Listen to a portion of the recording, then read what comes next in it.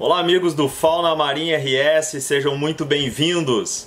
Antes do nosso próximo vídeo inédito sobre uma nova espécie da fauna do litoral gaúcho, eu quero falar para você sobre um assunto que causa muita curiosidade para pessoas leigas e também às vezes é um quanto desconhecido, inclusive para a academia, para estudantes de biologia, até para pessoas já formadas, né?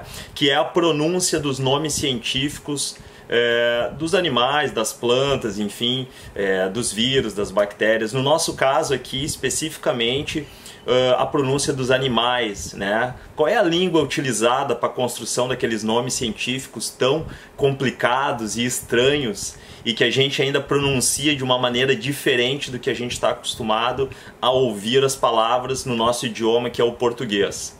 Bom, os nomes científicos dos animais, pessoal, eles são feitos, né, baseados, são construídos na língua latim. O latim é uma língua morta, né? Ele não é mais usado hoje, a não ser no Vaticano, que ele ainda é a língua oficial utilizada nos documentos, né, da Igreja Universal, mas para os biólogos ele é muito importante, porque os nomes dos animais ele é composto por duas palavras, né? O nome científico, a gente pode pegar no nosso caso aqui como exemplo o ser humano, né?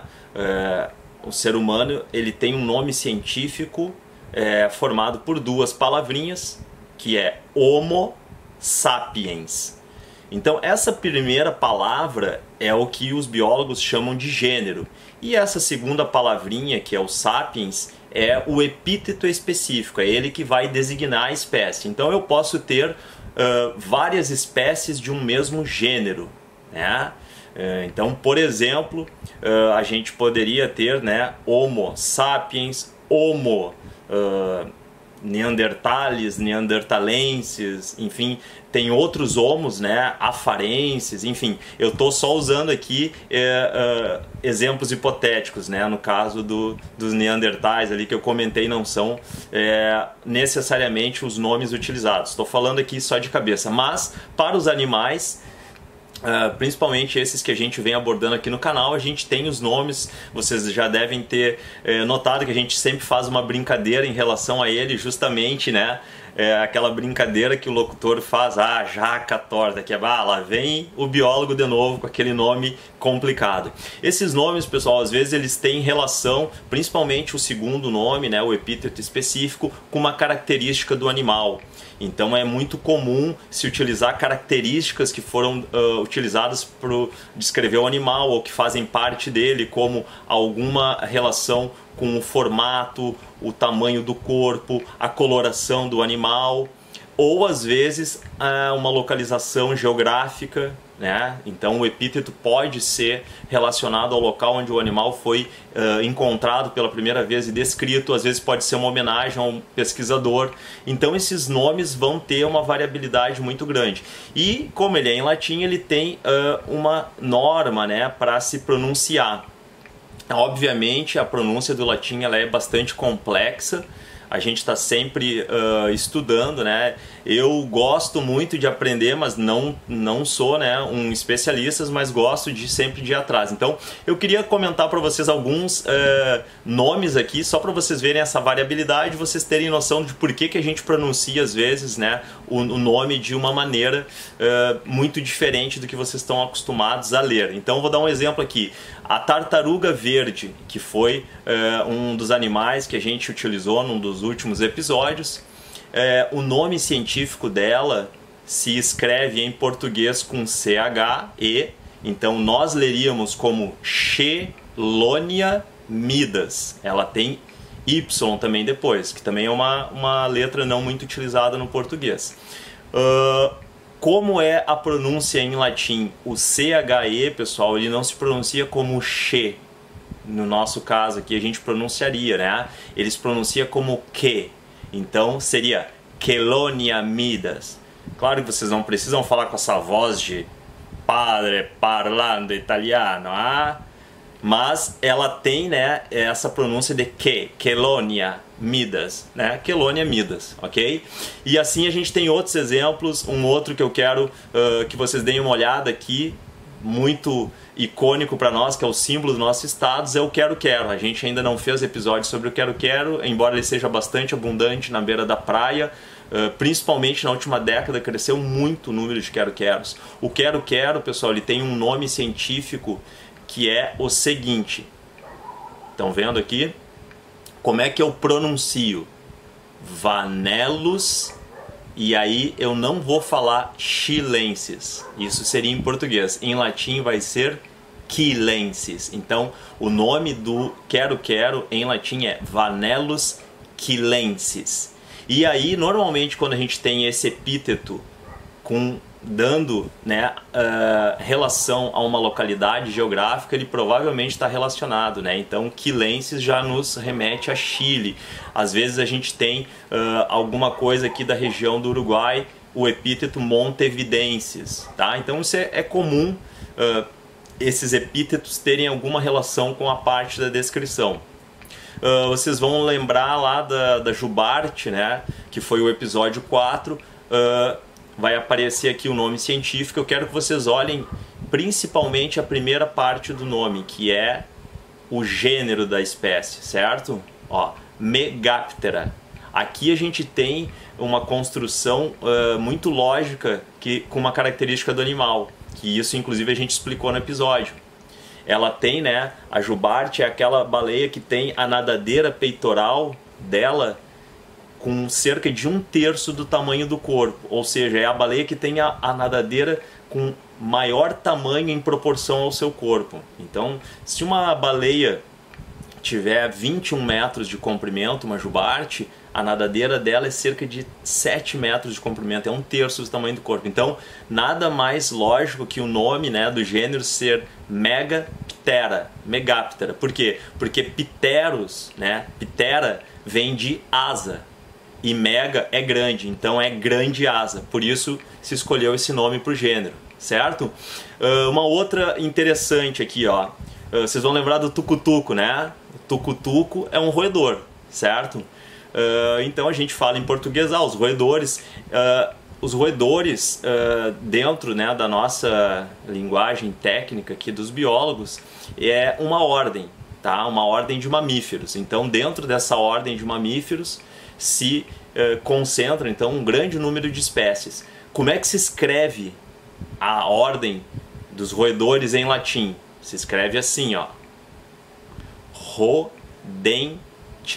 Mas eu não pronuncio em latim o TIA com som de tia. Quando eu tenho o T antes dessas vogais, em latim, como é que eu vou pronunciar?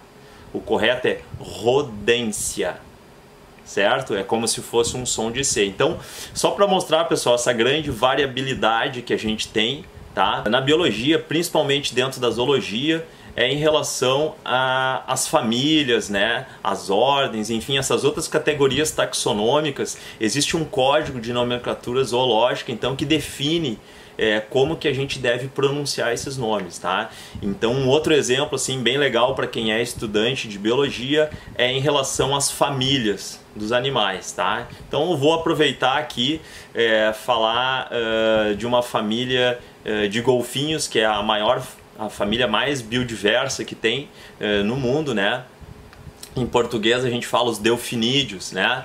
Que dentre eles a gente tem o boto da barra, a orca, né? Tá dentro dessa família também. Enfim, a gente tem uma série de espécies, né? Que são conhecidas como os golfinhos verdadeiros. E essa família, pessoal, a gente escreve da seguinte maneira, ó. Olhando assim, aqui é legal porque a gente já tem mais duas letras que se fundem para dar um som diferente, que é o PH com som de F. Isso inclusive no português antigamente se usava, né? Alguém já deve ter visto algum documento com a palavra farmácia escrita com PH, né? Então isso era comum antigamente. vocês podem ver o sabonete que a gente fala Febo, né? Ele é escrito com PH, né?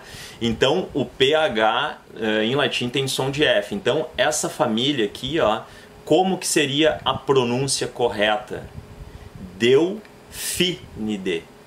Por que eu não falo Delfinide e falo Delfinide? Latim não tem acento, mas eu devo pronunciar as famílias dos animais como se a palavra fosse uma proparoxítona. Lembram lá no colégio, proparoxítona? A terceira sílaba tônica da direita para a esquerda. Então, por exemplo, se eu pego a palavra árvore, todas as proparoxítonas são acentuadas em português, né? Então, toda vez que eu tiver a sílaba tônica sendo a terceira, eu vou ter que acentuar ela. Então, no nosso caso, árvore. A gente tem que sempre pensar, para um estudante de biologia, quando eu for falar uma família de um animal, eu tentar separar as sílabas e pegar a terceira sílaba e entonar ela mais forte. Então, no caso da família dos golfinhos, o correto é Delfinide, porque sobram mais duas. Então, a terceira sílaba tônica para dar som de proparoxítona é o PHI. Então, é Delfinide. Outro exemplo, uma família que é muito comumente falada de maneira incorreta, a família da tainha, né? Um peixe que a gente conhece, né? Tem o gênero Mugil, a família é Mugilidae e não Mugilide. É muito comum, inclusive pesquisadores, né, e professores de biologia falarem como se fosse uma paroxítona.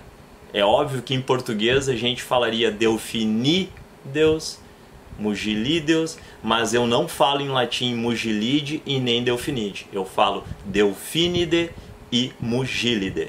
Certo, pessoal? Também tem mais uma característica, né? Por exemplo, a gente tem famílias de animais que têm letras dobradas, como se for, por exemplo, o I. Às vezes a gente tem dois Is. E esses dois Is, eles se separam como se fosse um hiato. Então eu tenho que dar uma leve entonada naquele primeiro I, separar o outro e depois o final da frase. Vou dar um outro exemplo aqui, que é a família dos lobos e leões marinhos. Muito comuns aqui no nosso litoral no inverno. A gente já teve o episódio 2 e o 3, né? Que são as espécies do lobo marinho sul-americano, que é Arctocephalus australis, e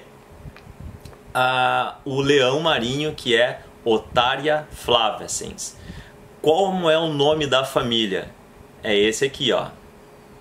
E como é que eu pronuncio? Eu tenho que dar essa separadinha no I. Otaríide. Certo?